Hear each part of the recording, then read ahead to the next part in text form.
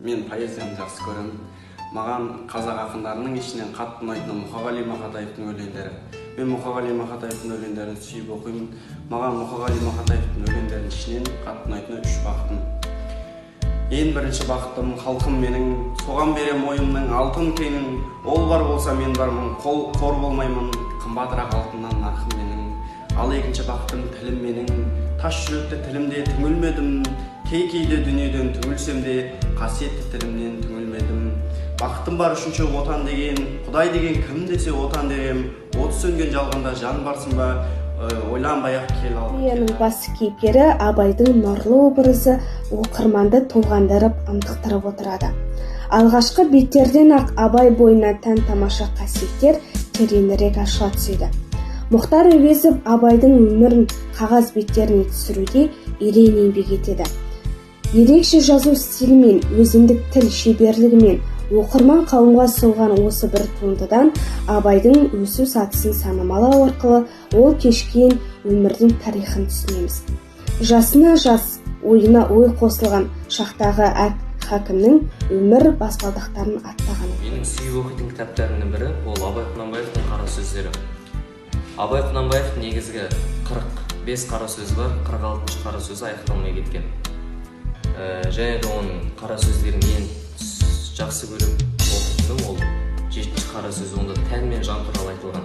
Яғни ақыл, жүрек, қайрат жүйені бірге ұстап, Абай атамыздың нұсқауымен жүрсек, келешегіміз жарқын, болашағымыз баянды болады. Сүйіп оқитын кітабым ол Мұхтар Әуезовтің Абай жолы роман эпопеясы. Осы Абай жолы 4 томнан тұрады.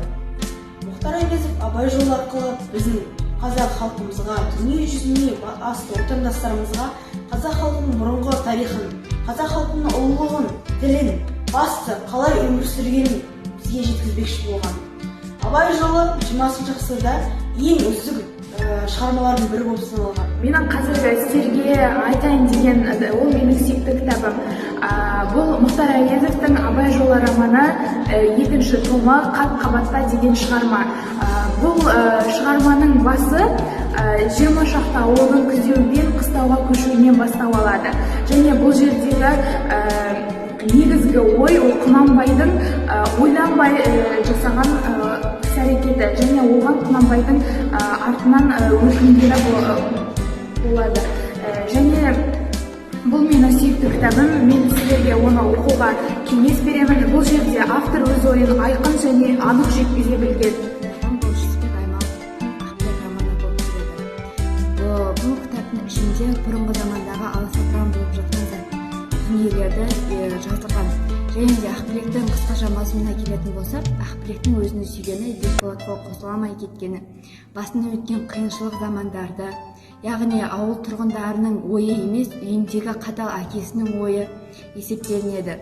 Және де Ақбілекті құтқарам деп өзінің анасы қайтыс болуы, және де Ресей офицерінен баласы болып, және де сол бар үміті жеңгесінде болып, сол жеңгесінің арқасында оқу бітіріп және көптеген жетістіктерге жету туралы жазған.